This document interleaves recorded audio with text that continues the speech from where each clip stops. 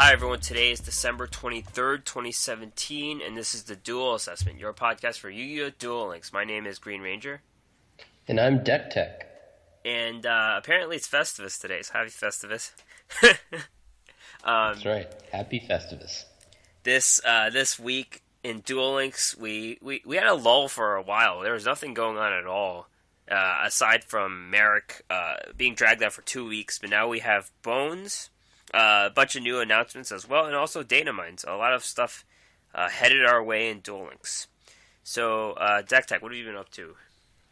Yeah, so obviously I've been farming Bonz and doing that event, but really those announcements that we're going to talk about more later have announced some changes, of course, to cards and skills, and I've been working on the trying to test out decks for when that happens, as to kind of keep things fresh for me in PvP.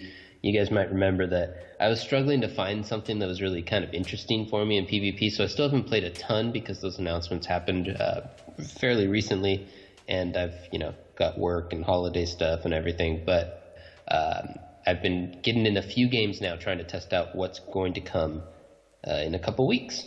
How about you? What are you up to? Yeah, I am less motivated to play as well. I think I've just been distracted by things, namely the Yu-Gi-Oh! GX Marathon on Twitch. Even though they're widely available other places, I just like watching with the Twitch chat.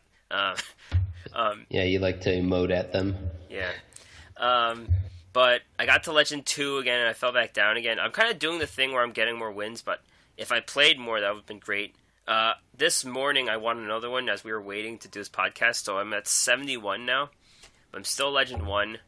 I played a bit of the Raw deck, and it's pretty cool. But now I've switched back to dinosaurs with 2 Black Brachios, so hopefully that can get me to my King of Games. We'll see. And I finished farming Bonz, so just auto-dueling him now, so yeah. Yeah, it's weird. I have everything except for one of the new rares. I only have 2 copies of it, but I have all the super rares. The new ones, so that's silly, weird, yeah. Silly guy. Yeah, they might. Is it one of the ghost tricks, or is it like a trap or something? It's the trap. Oh, yeah. I don't think you have to. I don't think you use those anyway. So, whatever. Yeah, I'm not terribly concerned about it. I'm pretty sure I'm going to get it before the event's done. But yeah, we'll see. All right, so we're gonna start talking about the news this week and. This week in esports, more like last week in esports, this past week, last week's Reddit championships happened, where they actually crowned the winner, the RDLF champion. I'm not really sure what that means, but that's the title that they gave. Reddit Duel Links fan. I don't know. I don't know what the F is. Yeah. Well, there was no write-up of the tournament, so we don't have any deck lists, and I actually had to go into Discord to scour through like a conversation to find out who won. But we've seen him and her in Duel Links Meta, I believe, or Duel Links Pro, but this person won the championship, so congrats. No deck lists were posted, as I mentioned, but they brought Ancient Gears, Ninjas, and a Mind Scan deck. I'm not really sure what the Mind Scan deck is, but we could assume it's probably Cyber Angels. So, yeah, I don't know. I mean, Cyber Angels is very common with Mind Scan, but if someone says a Mind Scan deck instead of Cyber Angels Mind Scan or something, Cyber Angels, I would think it's like a control Mind Scan deck, right? Because then like Mind Scan's the star of it, as opposed to just a skill that's being used, but. I don't know. It's weird that there's no write-up or not even deck list or anything. It's kind of anticlimactic to say that this person's the Reddit champion and then, like, not even announce it or anything. Yeah, the people who do it are probably just, like, busy, so they just didn't do it. And, yeah, it's like no one knew. Like, I had to go into some conversation on Discord. Like, when they were... It's basically how they set up their games. It's like, are you ready? Yes. Where are you? Stuff like that. Accusations of cheating, stuff like that. I had to comb through all that. Typical. Yeah. The runner-up was Rain. He was like a white letter person in the Discord, so I guess this person wasn't like as a higher up, or he didn't send proof he was King of Games or something. But Rain was the runner-up. He used a burn deck, I think. That was mentioned in the conversation, but I didn't go back and see every single deck he mentioned. So yeah, that's it. Also, Duel Links Pro had the Obelisk versus Slifer crew battle. And this was a team event where they had like 5-on-6, I believe. Some kind of beef in their Discord channel, so then they decided to fight each other. It was an interesting format. It's elimination structure. You start off with a high number. Each member had 2 lives, I believe. And you fight until each person's eliminated. And then they send in a new person to tag in. And they could use the same deck that they're winning with. So if you lose with a deck, you don't play the same deck. Mm-hmm. And the Obelisk Blues defeated the Slifer Reds. Even though they were down a person, one of the people didn't play, but they still won. And apparently Vincenity was the MVP of the match. Duel Links Pro is aiming for a return for real on January 6th. This is the first time we've seen this type of tournament, right? Like where it's like elimination, I think. I think so. I like it. It's it'd be interesting to see this take on kind of a team structure instead. We've seen a lot of kind of innovation in the team comms and all of that in recent Hearthstone stuff that happened this year, which obviously you and I follow. And I would like to see if Duel Links develops in that direction. It'd be really interesting as well, where you have multiple people and one person's playing, but other people are kind of helping and giving commentary and insight or whatever, and then they tag in, and it takes a lot more production value than we're kind of used to in Duel Links tournaments so far, because most Duel Links tournaments are a lot more informal. But if they had like all the players there and you could listen in on what they're thinking and stuff, that's just a really cool step. And it'd be interesting to see if we can end up making it there. I think we still have a long way to go, but this is a step in that direction. And we are getting tag duels next month, so it's something to think about, you know, like teamwork type scenarios for Duel Links. Yeah. The main event this week was Bonz. It's a bit of a duel-a-thon structure, but the big deal is that we actually got to obtain Bonz midway through the event. What do you think about the event scenario? You thought it was pretty funny, right? Or was it sad, or what do you think? Yeah, so if you don't follow us on Twitter, you should. We're at duel_assessment, but I tweeted out that it seems like the story of this event is that Bonz shows up and he's kind of like sad and like, I don't know if I want to be a duelist, and then he sees this little girl. You know the standard duelist better than I do. Yeah. Do you know Bella, which one Bella. was? Bella. Okay, well, he sees her, and she's just like freaked out by how ugly he is, and she like runs away and drops her card, I guess, which is just a terrible card. And he picks it up and he's trying to give it back to her, but he's so ugly that she's afraid and she thinks he's a ghost. And then the Joey comes and accuses him of stealing it, also because he's ugly. And it's just like the lesson of this story is that if you're ugly, then you're a bad guy until Yami Yugi figures it out. Yugi was like a lawyer. He was like, he said she dropped it. He didn't steal it. He's like, oh, that's a good point. Yeah.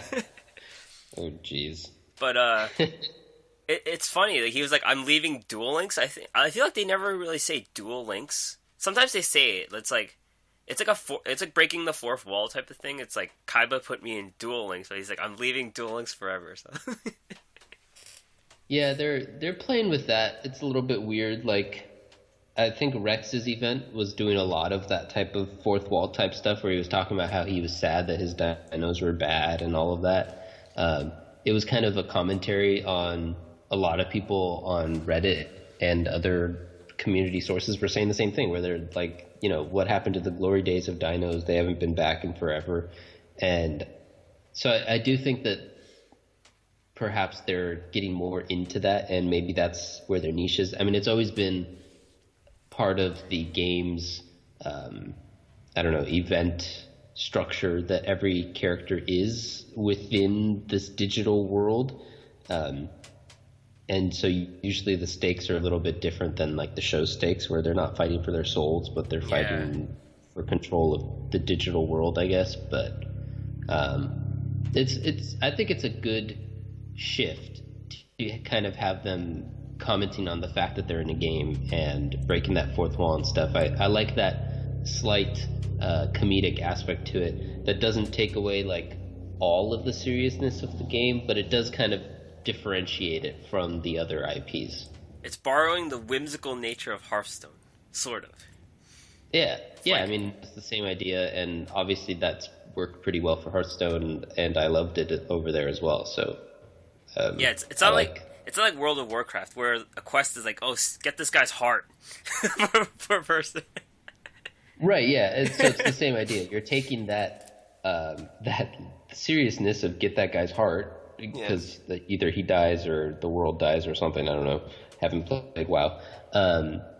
And then it's switching it to Hearthstone where it's like, it's kind of funny and you're telling these stories about stuff. And I like that same shift here where it's like, if I don't defeat him, then this Egyptian god card's going to destroy the world. And it's like, oh, just kidding. We're playing within a game. And it kind of makes it match better the fact that you're playing on your phone usually, and that it's not something that the majority, probably the vast majority of players are going to take like super seriously. So it kind of makes it from being just like overly campy into being something that is appropriately whimsical for the medium in which you play it. Yep. All right. So, there's a tip that if you want to level up Bonz and you have him equipped, he won't show up for the Duel World. So an easy fix for this is actually just switching to GX World. I believe this gets him back, and then you could just switch back to DM World, and you could use Bonz to fight Bonz, for example, to level him up. I believe that works. That's a good tip. Yeah. Let's talk about farming. I use Dark Paladin. Halfway through this, I realized I had 2 King of the Swamp, so the Dark Paladin has been known to brick if you don't have all the right pieces, but then you add the 2 Kings of the Swamp for some other stuff, and, it's almost automatic now. There's still, like, a rare chance you brick, and you use Restart, so it depends, but it's a lot like the Alexis deck where you use Dark Paladin. You don't need anti-magic arrows, so you use Pot of Benevolence to put his Skull Servants back in his deck. Dark Paladin counters Tribute of the Doomed and Painful Decision. Those are the 2 cards you have to counter. King of the Skull Servants can get over Dark Paladin with 3,000 attack, and Dark Paladin has 29. So, Yami, the field spell, helps, and also you have to kill Gozuki's to prevent him from dumping Skull Servants into the grave. But otherwise, it's pretty good. Cool. Yeah, I've been doing something pretty similar. I've been using Labyrinth Builder, and similarly, it has 3,000 defense, so he can still get over it. He has to get 1 extra, appropriate guy into the graveyard to power it up. But so you use Gravedigger Ghoul to prevent that, and then I just use Ryoku Field or the Spell Shield to block his 1 Tribute to the Doomed, and then the rest of the deck is just like your card draw and your finisher, of course, the Vassal Union Attack finish, and then so it's just the same that you've done before for previous Labyrinth builders, and it's pretty easy. The only other thing you need to look out for is the Xing Zhang Hu that can sometimes mess you up. So you can't set anything, basically. Yeah, just 1 at a time until after he's played it, or after it doesn't matter, I guess. Yep. And we have a third option here, a skillless farm with Blue Eyes Ultimate Dragon, or Blue Eyes White Dragon. There's no Ultimate Dragon here, actually. It's just, let's see, it's a turbo draw deck, Blue Eyes Summoners, Kidmodos, and 3 Blue Eyes White Dragons. Yeah, this is one that we found on Reddit. Haven't tried it myself, but it looks pretty basic. What you're doing is you're getting out your Blue Eyes, and then you're finishing him with just a Vassal Union Attack combo. I see draw. I don't see. It doesn't get over like a 4,000 attack Skull Servant. You can't counter that. Right. So I guess what happens is if the Skull Servants get too big, then you just attack into them, preferably at 3,000, so he doesn't take any damage. and you can still get all your max points. But this seems like it would work pretty well. If you have the skills and you don't mind using them, it's probably better to use one of the other methods that we're talking about because they don't have that same issue. But as we also both mentioned in the intro, it was pretty easy to get everything we needed from him. So hopefully you can use any technique of these that you like, and it'll work out pretty well for you. Yep. So definitely get his cards. They're different from his reward cards, so you won't be able to farm Bonz unless he becomes a gate duelist, like, again, I think. So they're different cards, just to know. So his cards and skills. Let's talk about his skills first. Straight to the Grave. This is one of those basic skills that leaves a field spell to begin the game, and that's Wasteland. And Wasteland gives 200 attack and defense to zombies, rocks, and dinosaurs. Rex is better for dinosaurs because his field gives 300. So for Straight to the Grave is better with zombies and rock types. So yes. Yeah. So I was wondering, you played a little bit of the Magnet Warriors. Do you like it for that, or do you think this has any use, basically? People are getting King of Games decks with, just this basic field spell, like a Magnet Warrior deck, because Magnet Warriors are typically a little weaker, and Delta becomes 1800 right away.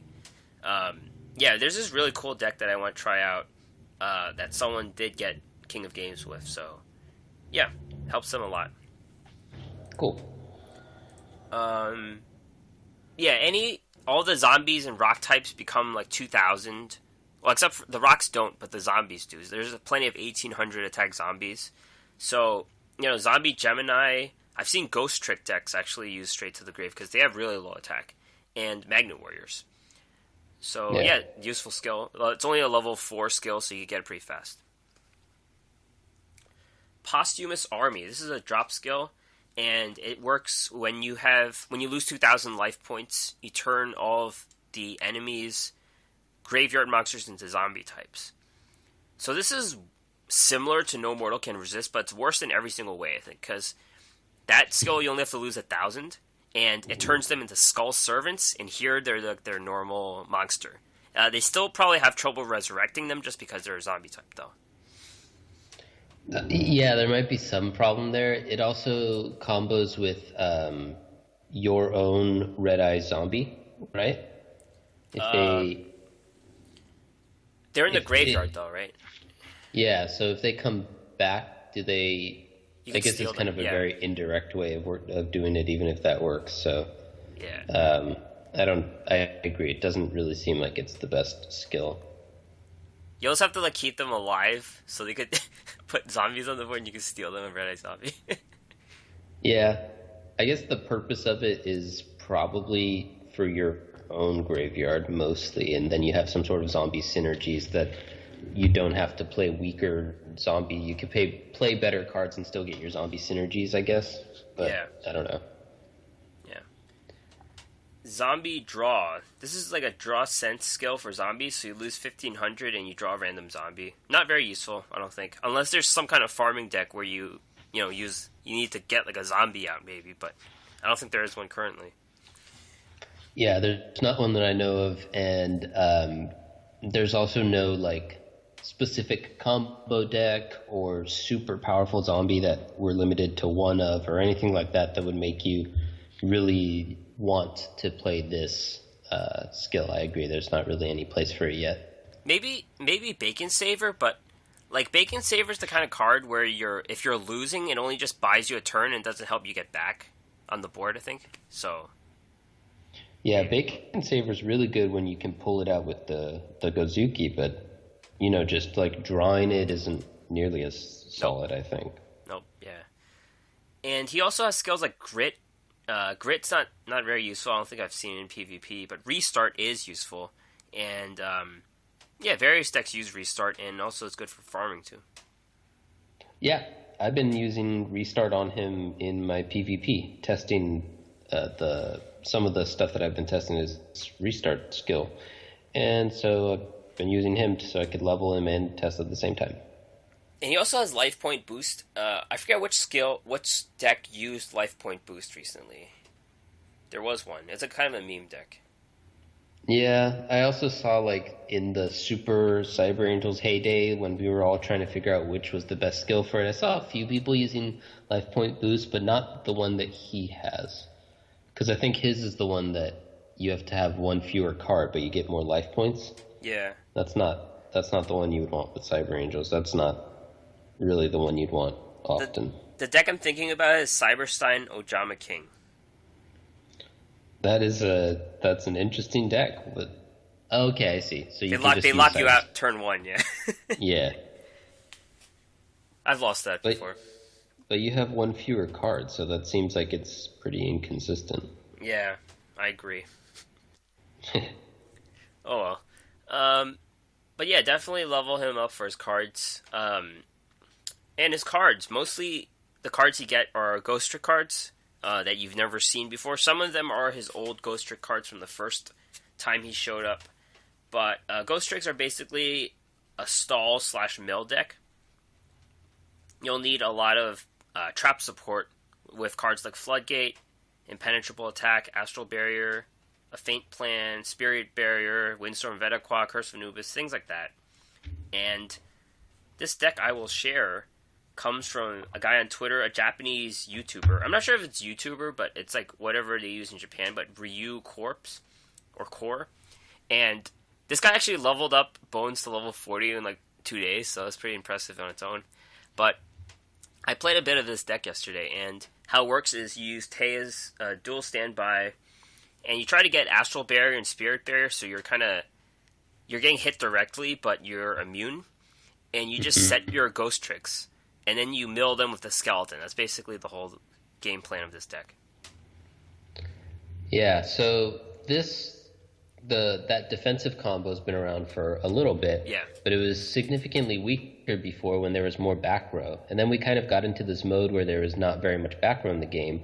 But then the burnt cheese or spicy deck or whatever you want to call it came. And so now it's kind of like you should probably have some more back row again. And so interesting to see if this deck gets huge, then I'm sure that we'll see back row come back. Right. I'm missing the level 38 card in this deck, so I put a Floodgate in because that's basically a Floodgate. But it was inconsistent. It was more of like a meme deck from what I could tell. But it's very early building this type of deck. So this guy just probably followed his thumb and made a video on it. So yeah. Yeah, I mean, it's kind of a half joke in the Duel Links meta community where like YouTube decks aren't supposed to be the most powerful like meta decks. Yeah. So it's not terribly surprising that maybe something that got a lot of YouTube views isn't the most competitive, but seems like there's maybe something there. Yeah. I did make someone quit just because they knew they couldn't hit through my things and they had no back row, I guess. Destruction, so once I got that combo down, they quit, so it's good for that, maybe. Yeah, there's definitely some decks that actually have no answer to it, and it's just, if the meta shifts enough, that will no longer be true, but as it stands, there's a good number of decks that once you get it down, you just cannot do anything to win. Yep. So that's Bonz. We'll put the farming decks in. And also, Bakura is here now. He kind of came in like in the middle of the night and appeared in the Duel Gate. These Duel Gate things are funny. Like they just show up and there's not much fanfare. But you can get all the cards from his event. It's safe to say that his Destiny board event is not coming back just because of this. And you could get your Necrofear and Tourbus to the Forbidden Realms, I believe it's called, which I have 0 of. Yeah, I knew you were looking forward to getting your Sangan on the bus. And yeah, I think that's the name. I still don't know what the name of that card is. Well, we can look it up. Yeah. Tourbus to the Forbidden Realms? Let me see.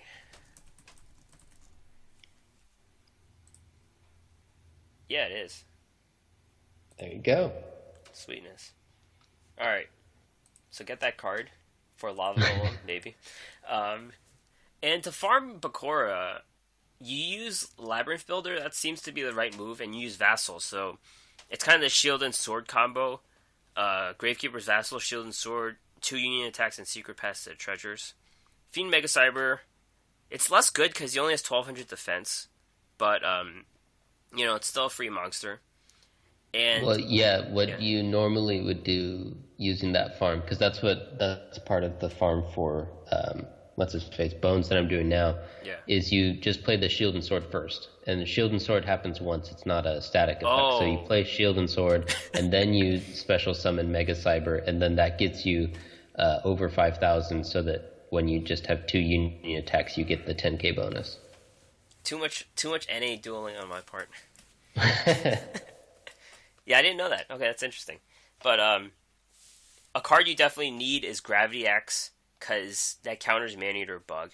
So put in as many Gravity Axes as you could. And also the Iron Blacksmith Kotetsu, since he tutors Gravity Axe. You'll need to deal with Ectoplasmer, so you need to run a lot of spell removal. Cursed Seal of the Forbidden Spell is a way, but I've gone to the route of the Storm, so Typhoon, Wild Tornado, and Twister are good. Typhoon's especially good because you could activate it from your hand sometimes when he has 2 spells and you have 0. So you could just activate a trap from your hand as a quick play. It's pretty interesting. And you could run multiple, so you could deal with Ectoplasmer and Burning Lands. And also, Pot of Benevolence to put Fiends back in his deck to prevent Necrofear from being summoned. I tried it this morning and it works, so yeah. Sounds good. The day and night cycle. It was added and removed. Yeah. I'm not really sure what the point of it was. I guess it's just like they had extra art and they just put it in, I think. Yeah, I mean, I guess some people are into that. I think it's not, like, if it has no bearing on the gameplay, then I don't care. It's not even like the type of game where it has much aesthetic value, because you can't explore, at day and night, so you can't really see all that much that's different.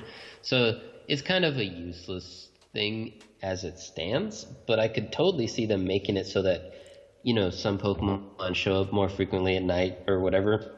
They could have the same where certain events, some characters like to be out at night. It would have made sense to go with Bonz, I guess, and they kind of tried to, but then it didn't end up working out. So I think it's pretty funny that the day and night cycle only lasted for one day-night cycle, and then they're like, oh no, this didn't work out. It should have given a field power bonus to light and dark monsters. That could be a Cyber Angels would be too OP during the day. Yeah, the problem is that, obviously one day-night cycle, it's 12 hours-ish each. I'm not sure. Maybe you could fudge it a little bit if you wanted to. But so it'd be like you're playing one game for almost all of the day, and then, when you get into bed or after dinner or whatever, then you just, like, switch over to your other deck. So it wouldn't be very dynamic gameplay. It'd just be like having 2 slightly different events going on at the same time. Yeah. It seems like it's more fun if the day and night cycles are offset from real life cycles, so that it changes every hour or 2 hours or whatever. So then you have a different gameplay experience throughout the day instead of just like doing the same thing and then switching it when you get home. If you live in like Scandinavia or Iceland, like your day cycle is going to be really short, right? I think they have like a few hours, maybe like 1 hour during the winter. So this is like all night. That's true for like their actual daylight, but I don't know if that's how like the game would work. I went to Iceland, and it was definitely like that. We got in, it's kind of a long story, but it was a layover that got turned into a stayover, and it was like bright at 3 a.m. or something. And it was really short, right? Mm-hmm. Yeah, well, it was bright all day for the time that I was there. Oh, all day? They have both extremes, where like for some of the year it's dark all the time, and then for some of the year it's bright all the time. And so we had the bright all the time when we were there. That's cool, yeah. Yeah, it's a weird place. Yep. Yeah, so maybe it'll come back. It'll probably come back eventually, this day-night thing. We'll see. Yeah, I'm sure they'll bring it back eventually. I just don't know if there's, like, if they're going to add some sort of play purpose for it. Yeah. And also we have a 1.5 experience bonus until January 3rd. So you get Bonz to max level or something high. Yeah, I'm already at 23, I think. Okay. So, obviously the first half is like way easier than the second half. So I think like probably halfway is more like level 30 or 35 or something. But Yeah. we're making good progress. Yeah, you definitely want the level 38 cards since they kind of have that in some of the decks that are coming out. So definitely work towards that card at least. Yeah. We have future news starting from here. So Duelist Chronicles from December 26th to January 8th, I mean. And Battle City, Domino City, Show of Nightmares. So this is kind of like the second Duelist Chronicles that they had the first time. But this is, from what I could tell, it's not the Battle City finals. It's just what they're doing in Domino City. So, if I remember, there were 5 or 6 zones and 2 special duels in each, right? I think was it 5 or 6? I forget. I don't remember either. So is this the same description as it was last time they brought the Duelist Chronicles? Yeah, you fight through the zones and you get the coins, I think. Oh yeah, no, I remember the event. I just for some reason couldn't remember the us doing this part of the story. I thought we were still on the island fighting Pegasus last time. Yeah, that was the first. This is the first new series of it, I think. That's what I mean. Right. But I don't remember how many zones there were. Like, you transition from. Oh, I see. I misunderstood what you were asking. Yeah, so I think there It's 5 were or 6, right? Yeah, something like that. Yeah. So there were, the special legendary duelists in each, in the middle and the end, I believe. That's how it worked.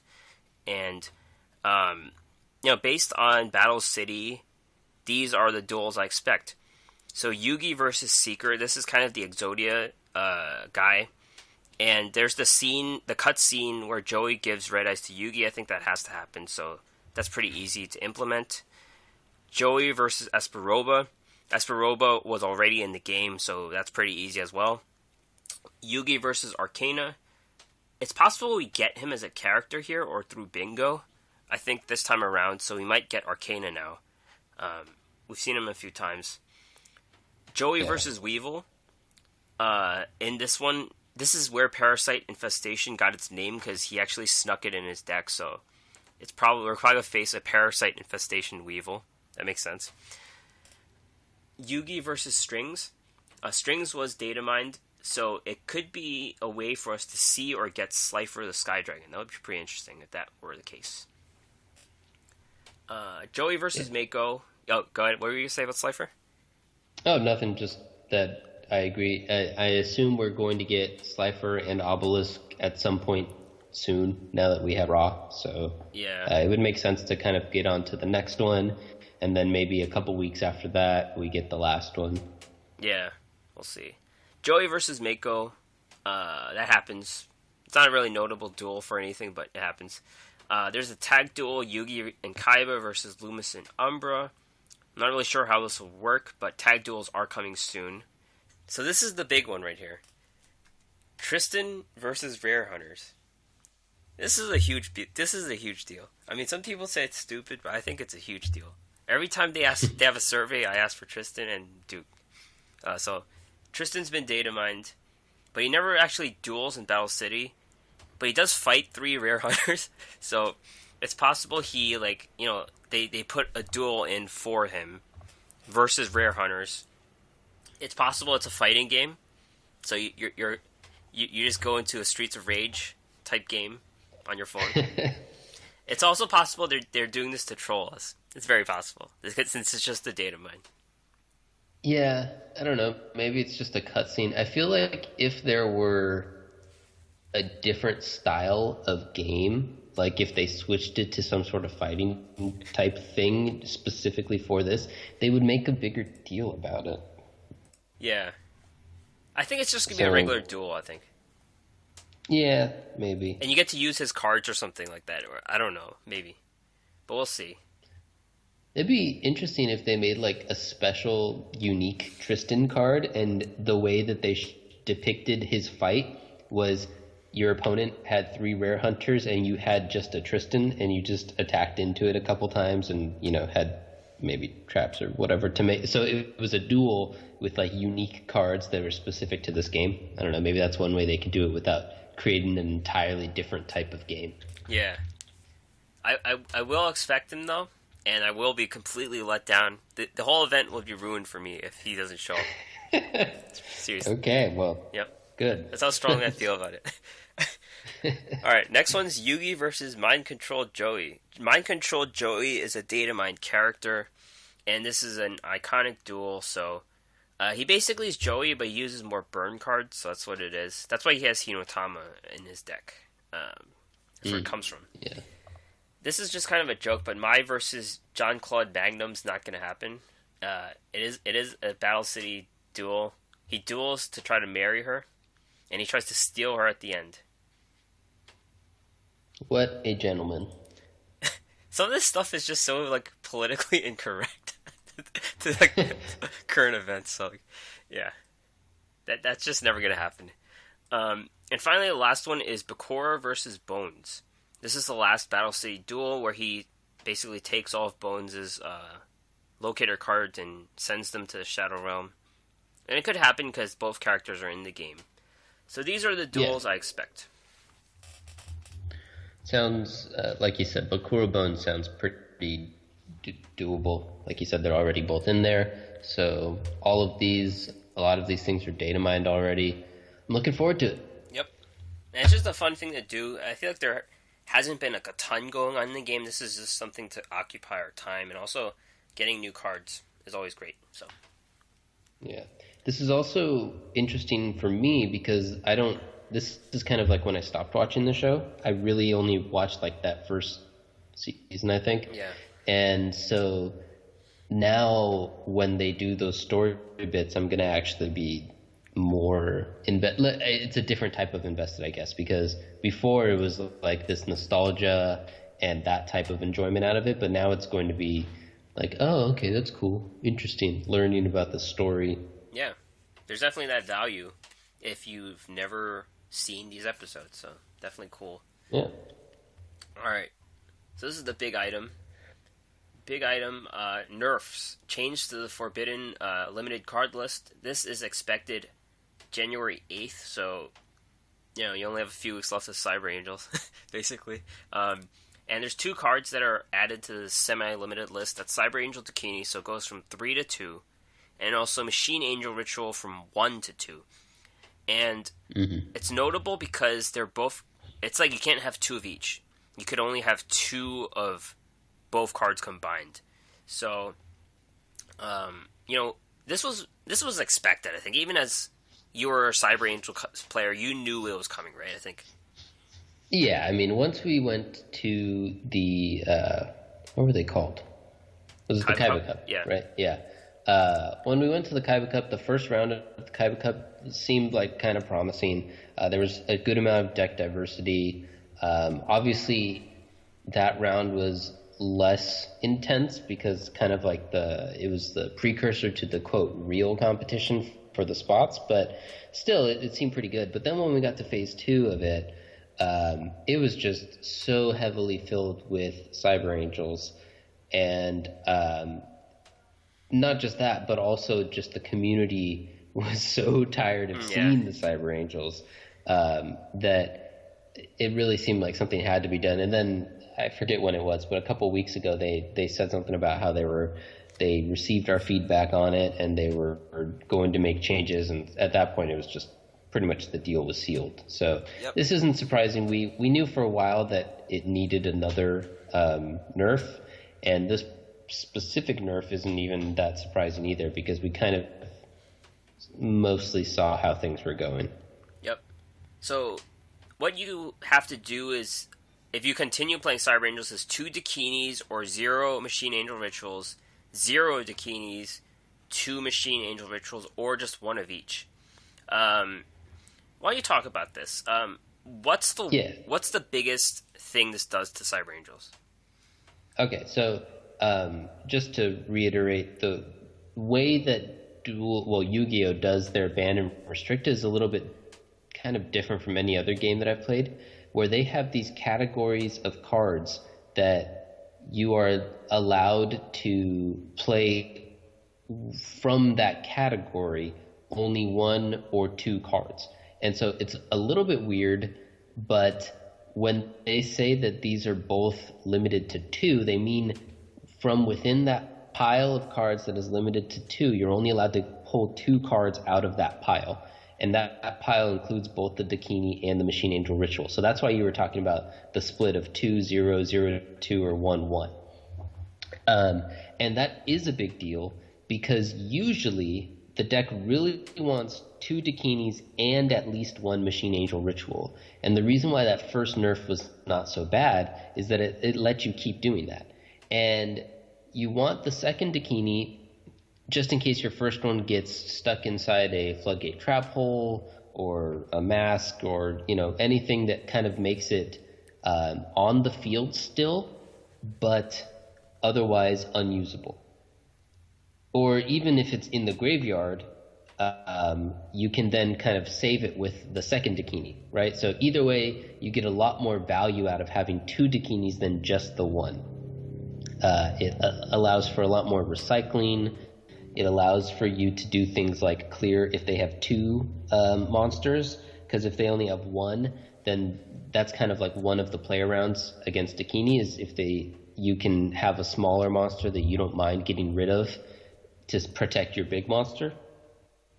And there's just a lot of reasons why you want 2 Dakinis, but you will also want at least 1 Machine Angel Ritual so that you can find it with your Petite Cyber Angel. Because otherwise, Petite Cyber Angel becomes just like a worse version of Senju. And a lot of the value of the Petite Cyber Angel is that it gets both, or any piece that you need. It gets either the ritual or one of those various ritual monsters, whichever one is best suited for your situation. So it loses a lot of its utility. And because of that, the whole deck becomes a lot weaker and or a lot less consistent. And I think that this is the substantial nerf that they intended to do the first time around and then didn't really didn't do it well enough because they still let you play 1 Machine Angel Ritual and also play all the Dakinis you wanted. And so it didn't hurt it enough. And I think this will. So what are the replacements for Dakini and or Machine Angel Ritual? Right. So we were talking about this before, and I think we're in agreement that Dakini's super strong, and you probably want 2 of it. I could see some people preferring to just cut Dakini, but I definitely am on the side right now, and in my early testing, in my theory crafting and in my early testing, I'm on the side of still going with 2 Dakini. So if you do that, you need another ritual spell, and we're already sometimes using Sprite's Blessing in that place. So you can use 1 or maybe 2 of those depending on what you want. You can then also probably going to add in Saphira, Venu, or maybe even Lava Golem to kind of fill out that slot. So Venu is really good because it allows you to still play Dakini and gives you easy 8 star monsters. And the other Venu abilities are pretty solid. The ability to make things match the stars is pretty good for rituals. The Primal Cry has a solid ability. I forget what it is even, but I think it protects it, right? It's like Machine Angel Ritual where it saves it, and you could just banish it, I think. I thought it was banished to bring something back, but is that the Saphira one? So the card's called Primal Cry, right? Yeah.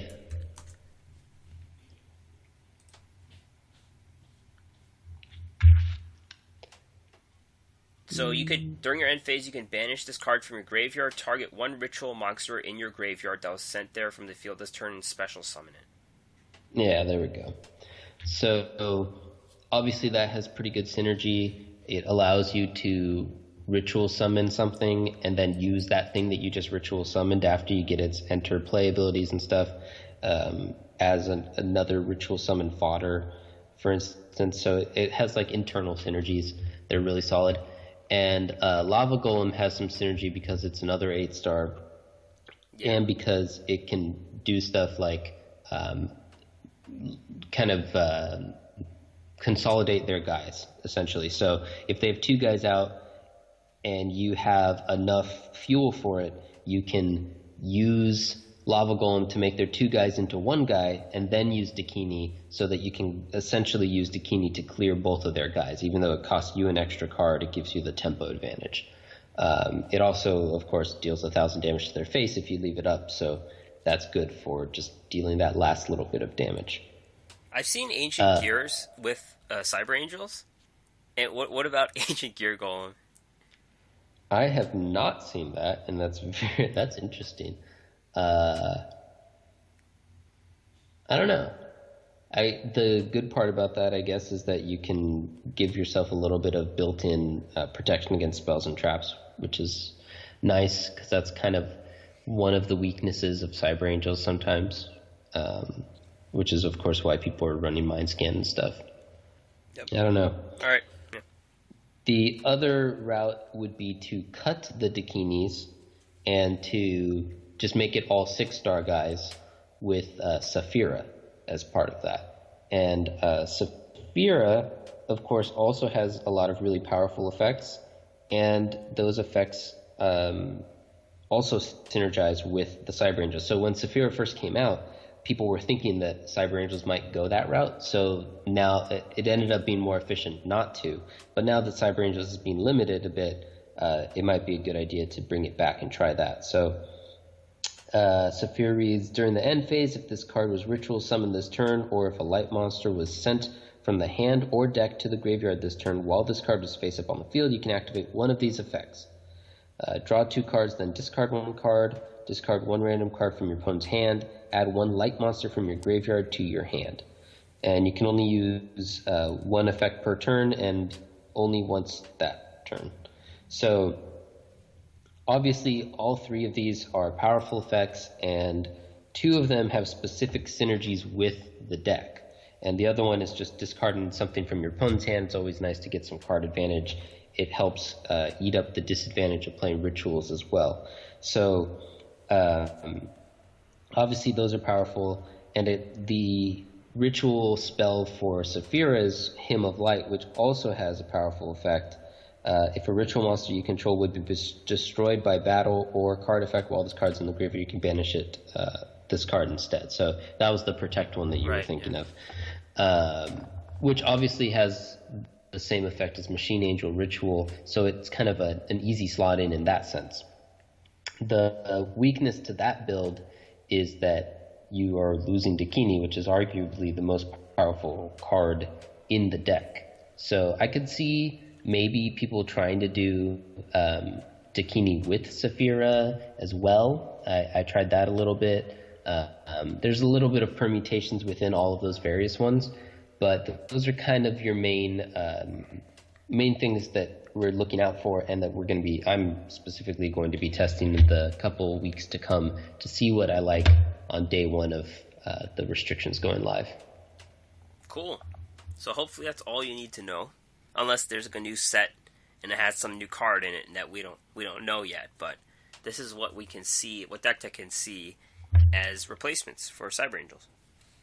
Yeah, we'll do a little update once it goes live and see how we're feeling. Like, I didn't check the calendar, but let's see, the 8th. It's like 2 weeks from now. It's not. We would have almost a week after it goes live to do some testing and stuff. So we'll do like a week 1 feeling of it, I think. Yeah. All right. So then there's like a lot of changes to skills as well, and this is expected January 23rd, so exactly a month from today. And there are a bunch of skills that were nerfs, and these are some of the ones that you saw most commonly. And I think the Kaiba Cup had something to do with some of these. Some of them were just part of the meta right now, I think, like Hazy Flame, but Kaiba Cup ninjas started to come, I think, pretty big. Ancient Gears were common as well, and Mind Scan, of course. Let's talk about them. 3-star Emotion is arguably the biggest nerf skill, and it's a really common skill now with ninjas and hazy flame, other decks like that. Basically, you can't pay life points anymore, and how it works is you have to naturally lose life points till you're at 1,000, and then you could use 3-star emotion only once during the duel. So this is a really big nerf, right? Right. So before you had, or I guess now, as it is, you have a lot more control over when you can use the skill. So if you're over 3,000 life, you can use the skill and then play your dudes and can kind of control the pace of the game. And in theory, you just play your guy on the first turn and then control the whole rest of the game so that the payment doesn't really matter as well, or as much. But now, after this change, your opponent will have a lot more control over when the skill can be used than you will, because there are not very many good ways to control your own life that are PvP viable. We obviously control our life a little bit. We used to, specifically for farming with like Serb, but those cards aren't PvP viable for the most part. So it's pretty hard to get yourself down to below 1,000. And then if your opponent knows that that's what you're trying to do, then they can just keep you above 1,000 and just attack for lethal, set you at 1,500 or something, and then just attack for lethal every turn. And you need to have ways to protect it or mitigate it, and you just essentially never get to use your skill. So I think that that's a much bigger nerf than the nerf that requires you to only use it once per duel. A lot of the decks that were currently using the skill were not using it multiple times as it used to be the case. Before the first nerf is when everyone was using the skill multiple times per game, but now it's usually okay to just use it once, maybe twice per game. But that shift from essentially who gets to control when the skill gets used is a huge shift. And unless we see some more cards designed to allow you to more efficiently control your life points, I think that might be the end of 3-star demotion. It's interesting. I could maybe see a deck being built off of that because they're okay. So there could be some built in there, maybe. That would be the only way that I see 3-star demotion continuing to see play after this nerf, unless there's some major changes to the card pool. And it's also probably a good idea to stop buying Electric Overload, right? I think. What's in that one? Why is ninjas? that? Oh, for the ninjas? Yeah.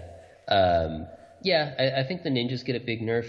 Before, though, like, it wasn't always all 3-star demotion ninjas. There was that control ninjas that used to exist. I don't know what is they in ran that balance, one. I think. Yeah. Yeah. That one's the one that had all the cheap ninjas, though. But, I mean, the transformation does... I mean, you could have the black ninja if you wanted to, I guess. Yeah. I'm not sure. We'll see. Yeah, we'll see. Just put it on hold, I think. That's probably... Until there's a new ninja deck, I think. Yeah. Alright, next skill is Destiny Draw. Konami said it was an unintended mistake. It's funny a mistake went on for so long, for like the whole duration of the game. But, the ability to write down your whole deck order was really a huge appeal. It was like a top-level play, I think, but rather than getting the card you want, you know the whole order of your deck. And apparently that's not going to happen anymore, so it's going to be ordered as the way it is from the editor instead of the order of the cards. And the main Destiny Draw deck in the moment is the Mind's Eye Burn deck. And that deck, I think, cares less about the deck order than getting a Lava Golem or something like that. So it's a nerf, but I wouldn't say it would put Destiny Draw away for the decks that don't care about the order of the cards. Yeah, it's funny because I never even realized that was how it was working before. So this is not a nerf at all for how I use Destiny Draw. I always just assumed that it would show you the deck, you would pick a card, it would shuffle the remainder of the deck, and then it would put that card on top. Because otherwise the skill seems broken, and I guess it was broken, and so that's why they're fixing it now. Yeah, I only knew it But from I was watching a stream from DK, and he said that this is the best thing about Destiny Draw. You just write down your whole that's deck, funny. as he said. So, Yeah, yep, that makes sense. I just never realized that that's how it, because that just seems so dumb that it would let you do that. But I yeah. guess it wasn't intended. Maybe it was, but now it won't be anymore. That's why I They always saw said. DK's video probably. That's why I always said Destiny Draw is cheating. Like the cheats two ways. Yeah, I didn't realize it cheated the second way. That's all. I still don't have it, so I don't care anymore. Yeah. Restart, 2 nerfs to restart. There's a 20-second time limit now, and you also have to show your hand to your opponent if you decide to restart. So the time limit is interesting because some people have issues with disconnecting. So I don't know what that does to that, but the bigger problem is showing your hand to your opponent so you don't. It kind of tests the greed of the player. I think if you want to swap out one card, it might not be worth swapping out that one card to show your hand, I think. Yeah. So as for what happens if you can't connect in time or whatever, I think it would Not just restart. make you keep the hand. Well, yeah. There's a couple options. One would be the match wouldn't start, and another would be that you would just have a disconnect loss or whatever. But I think if you get connected enough but can't respond or whatever, then it probably just keeps the hand. And as for the showing the hand, yes, I agree with you that it's kind of an important deal because there are a lot of decks that run restart, and it gives your opponent a good amount of information on their first turn. For a lot of these decks, that might not be that important because once you see their first card anyway, you know what deck they're playing usually. But sometimes, your first turn is just to set a couple things and not give any information. Can't do that anymore. So I don't think it's a huge nerf. It's probably less important of a nerf than the other two we've just gone over. If you know about the Destiny draw, like I did not. But otherwise, it's definitely impactful. It's not nothing. Yep. Middle-aged mechs is getting a nerf as well. Basically, the castle that doesn't show up automatically until it's your turn. So if you're going first as the Ancient Gear player, it does nothing because you're going to get the castle anyways. But it does matter if you're going second because your opponent's first summon or set does not count as a counter on the castle. So that's what the nerf is. So you can't get the Ancient Gear Beast on turn 1, and it also slows down the Golem by 1 turn, basically, sometimes. So, because it only affects half the games, it's not a huge nerf, it slows it down just a little bit. But Ancient Gears aren't that good, they're a lower tier deck, and it affects it a bit more on its where it stands on the tier. I don't think it's a huge nerf, honestly, but it's something to slow down the Golem. Yeah. Right. I don't think it's a huge nerf either. Like you said, it's a lower tier deck. I think a couple things happened here. One is that in that first stage of the Kaiba Cup, we saw a lot of Ancient Gears. Right. And I think that's because it was kind of the part of the Kaiba Cup during which newer players were playing more. And so they kind of influenced this decision a bit, I think, where probably in those Ancient Gear versus Ancient Gear matches, the person who was going second just had this huge advantage or something. And another thing, perhaps, is that they're afraid that once they nerf 3-star demotion, Ancient Gear Golem will become the go-to, like, fatty to play in your decks, and maybe people will switch over once they make all these various nerfs to 3-star and, of course, to Cyber Angels. So maybe this is also a preemptive nerf as well as reacting to what they saw in the data for the Kaiba Cup. Yep. And Mind Scan is getting a nerf too, as a lot of people did expect this one too. It becomes active on turn 3, so it allows the opponent to set cards undetected for the first turn. So going first as a Mind Scan player is better because you could see the newly set cards on turn 2, like by the ones. If you're going turn 1, you do something. Turn 2, they set cards, and turn 3, you could see all the sets at that point. So it's not. I don't think it's a huge nerf, but it lets them get stuff down for one turn. Yeah, I think this is kind of the same idea as the middle-aged mechs change, where they didn't want games to be decided on the first or second turn, maybe. And that first turn really is a bit of, like, it's kind of the most important turn. Right. So there's a bit of a nerf here. But like you said, once you switch it so the games aren't as frequently decided on turn 1 or turn 2, because of all of these changes to various things, the 3-star, the mind scan, middle-aged mechs, and the nerfs to Cyber Angels, all of those decks, or all of those things kind of affected those first 2 turns more significantly than they affected later on. A lot of games are being decided faster now than they used to, and I think this is just another step back to give that, slow things down a little bit more, and that first turn is very important for when you're trying to decide if you want to attack in and setting the pace for the entire rest of the game.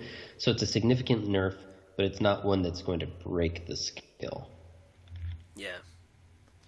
So, yeah, those are the nerf skills, and then there are some buff skills, and these buff skills all work the same way in that the life point requirement is lessened. So Miracle Fusion Time activates with 1,000 life points instead of 500, and all the other ones can activate when you're at 3,000 life points instead of 2,000.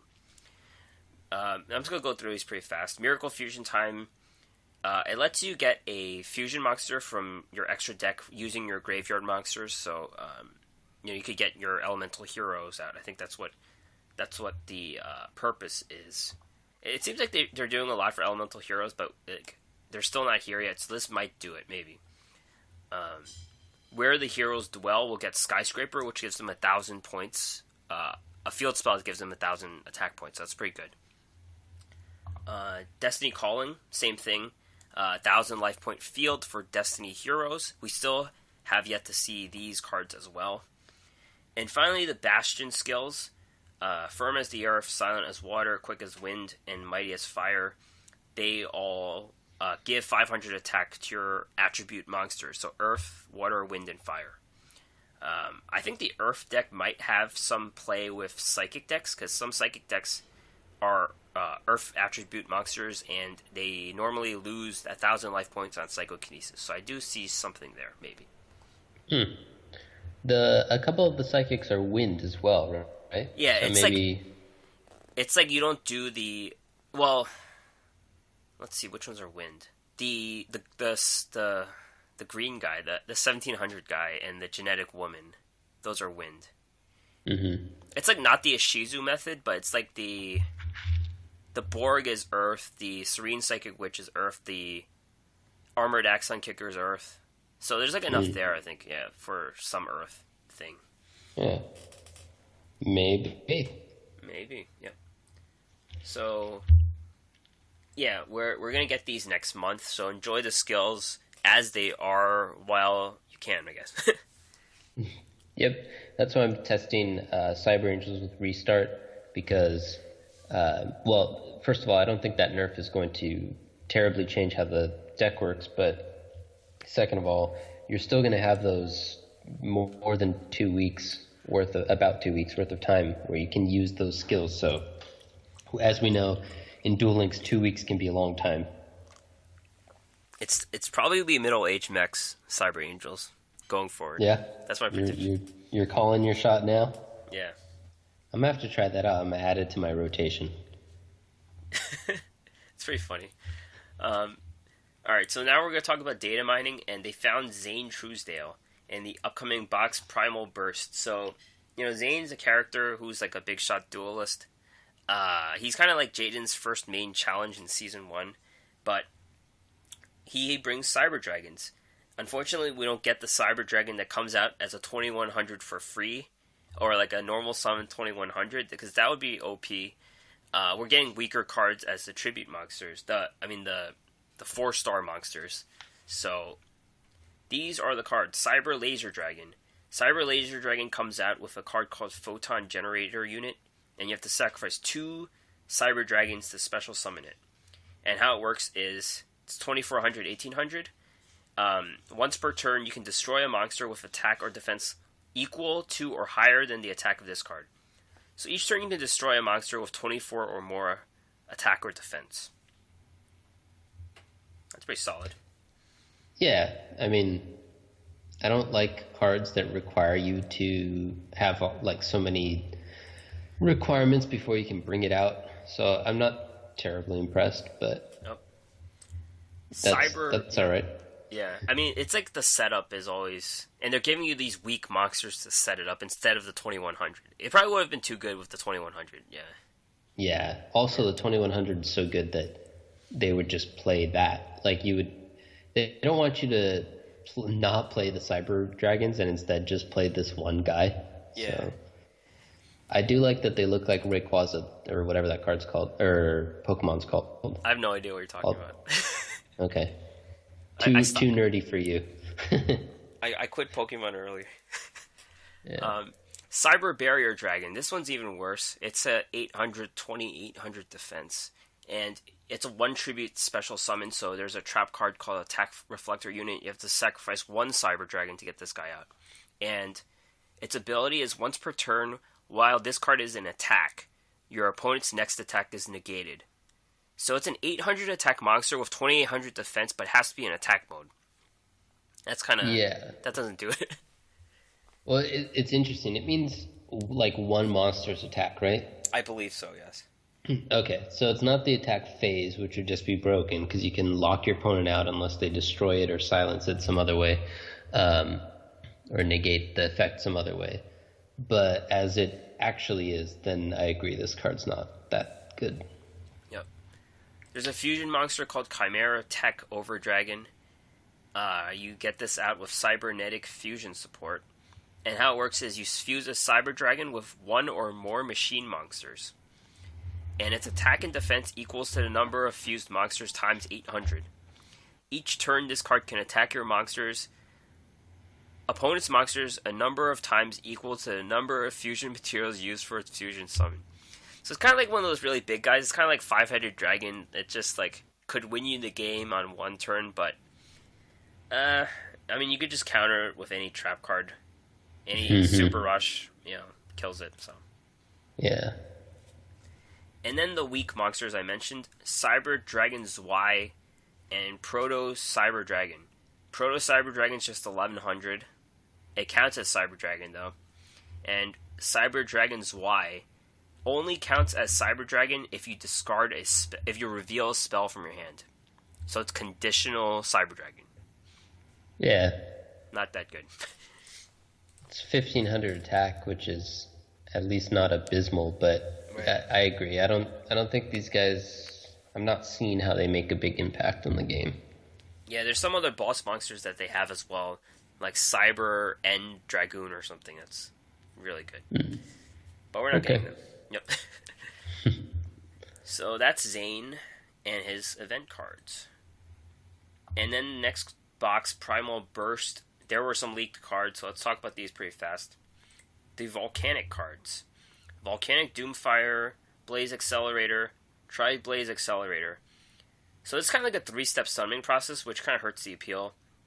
You need a Blaze Accelerator magic card, then you turn that into a Tri-Blaze Accelerator, and then you turn that into Volcanic Doomfire.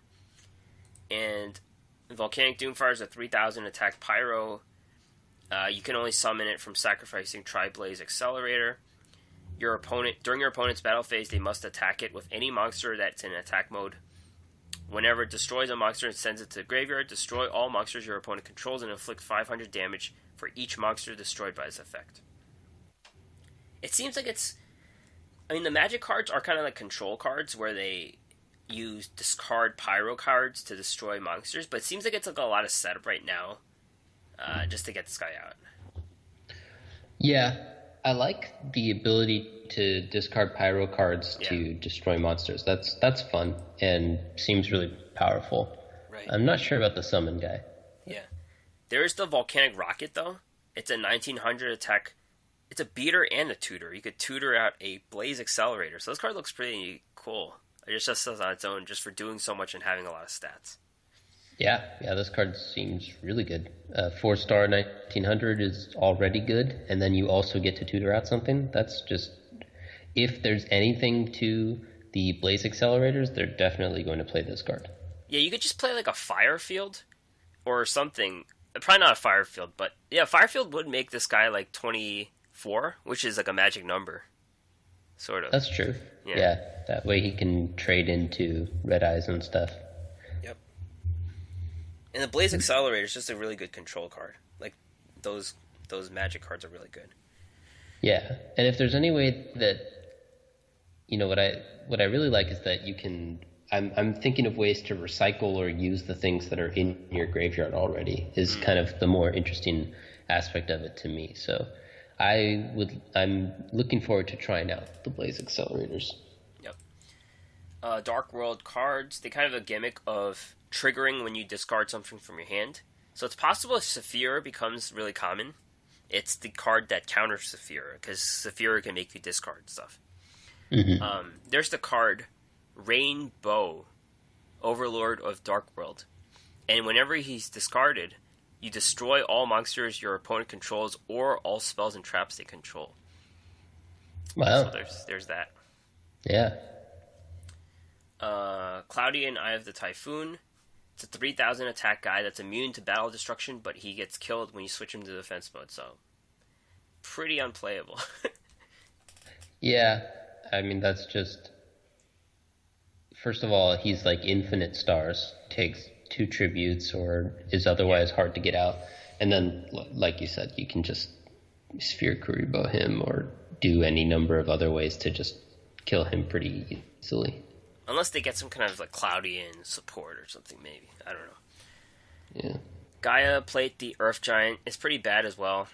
You have to have like 3 rocks in your graveyard to get him out, first of all, and have him last each turn. You have to tribute a rock each turn in your graveyard, so how many of those can you have? So, yeah. Yeah. The magnets can help put them into your graveyard, right?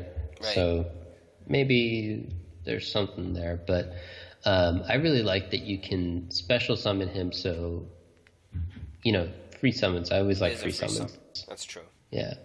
So I have more faith in Gaia Plate than in Cloudion. I missed the special summon part. Yeah. Lila, Lightsworn Sorceress. This one's really confusing, but basically you can attack, and she can't change the positions, or you can change her to defense mode and destroy a trap. Set spell or trap. And then she mills 3 cards at the end of the turn. Does a lot of things. Yeah. It's classic Yu-Gi-Oh! Where you have one card that has like 3 cards kind of mashed together into it, but that milling 3 cards is kind of interesting. I could see we have a lot of annoying cards now to protect things and to allow milling and to allow this kind of speed. If you have 3 of these guys out for 1 turn, then that's probably the game right there. Oh, no, wait, you mill yourself, I mean. Oh, of your deck. Oh, yeah. Yeah, that's what I meant. That's a self-own right there. Okay. Yeah. I don't know what the purpose of that is. Get Chaos Necromancer out? I don't know. Well, yeah, I guess the purpose is to get things like the Gaia and to get the Necromancer and stuff. So, okay, yeah. Yeah, you don't want 3 of these out, because then you'll kill yourself really quickly. So it's a really complicated card. Does a lot of things. We don't know if it's good. Forbidden Dress. I can't read that far. That's too many words. Yeah, it's too much going on. Forbidden Dress. It's a quick play spell. Target 1 face-up monster on the field. Until the end of the turn, it loses 600 attack, but it can't be targeted or destroyed by other card effects. It's an interesting card. It prevents econ or something else, like flipping it, I guess. Yeah. It's kind of... It reminds me of the Chalice. Yeah, same series of cards. Right, yeah, that's what I was going to say, which makes sense because they're the same. So the idea is that you have a positive and a negative, and it's kind of, when is it the right time to use it? Do you use it on your guys, on your opponent's guys? It's an interesting series. I like it. Yep. And Ghost from the Past. This is a combat trick. It's a trap card. Banish 2 cards from your graveyard. Then target 1 attack position monster on the field. Change its attack to 0 until the end of the turn. So this could be like, if you're calculating from your wall of D, and you can make your opponent kill themselves, basically. Yeah, this one seems really powerful to me. It's pretty... it's not like terribly easy, but it's easy enough to get 2 monsters into your graveyard. So this just seems like a really powerful trap to me. The way it flips the board is just huge, I think. Like, it just makes you win the game, like, the next turn. Right. Yeah, definitely. Yeah, I agree. It's just a really powerful card. And there's some other cards, like, Release from Stone. That's not too exciting, but Dark World Lightning. Those are the other cards that were leaked. Yeah. We're looking forward to this new set. Hopefully we can get some gems before it comes out. I do have some gems right now, so I guess I could buy some if it were to come out tomorrow. All right, that's been... You have anything else to add for this episode? No, I guess we made it through, and we had a few disconnect issues on our end, but GreenRanger always does a good job of cleaning those up for you, so hopefully you guys won't have to experience too much of it. I guess just happy holidays, happy Festivus, Merry Christmas if you celebrate that, and we'll catch you guys all next week. Yep, happy holidays. Find us on the App Store, Google Play, Stitcher, and others. Find the podcast and more at our website, theduelassessment.wordpress.com. We have a YouTube channel where you can listen to this as well. If you want to help support us and like what we're doing, patreon.com/duel_assessment. Send us an email with any questions or DM us. Well, I'll talk about the DMs later, but theduelassessment@gmail.com. Find us on Twitter, duel_assessment. Me at GreenRanger HS, DeckTech at HS DeckTech. And you can send us the DMs there. That's where you can send them. That's where you send them. Alright, guys. Happy dueling. Happy holidays. Happy dueling.